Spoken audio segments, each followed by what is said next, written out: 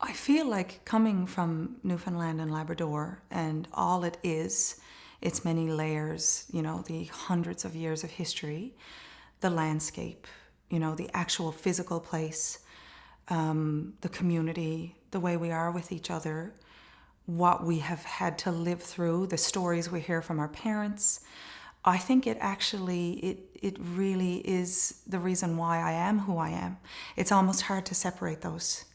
My father grew up with a family of 18 kids, and so he never had a lot of money growing up, and he worked so hard just to have the basic things in life, and he never takes anything for granted.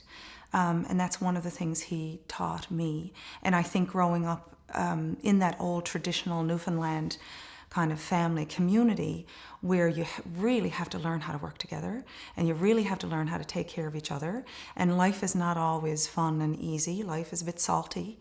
But that, that's part of the joy of getting through things and doing it together and finding the humor in stuff and finding the passion and finding the love. I mean, I think it's who we are as Newfoundlanders, so it's almost hard to separate the two. I love some of the old stories.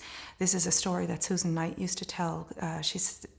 She grew up her husband grew up in a smaller, Dennis Knight, in a smaller community, and he used to always talk about the smokes up. Your neighbor would look across to the street next door. Your neighbor would look across to the house next door, and if the smoke wasn't up at its chimney, you immediately went and checked on them because it meant something was up, something was happening. So that idea of caring for each other, because we have to, because we live in such a small community, you're going to see the people you work with all the time. You're always going to pull together to do things, whether it's in your professional life or whether it's, your friend group. We live in a small place that's not always easy to live in. And I think right from the first time somebody stepped on this island, right to today, being here together as a community, as a small community, is a large part of who we all are.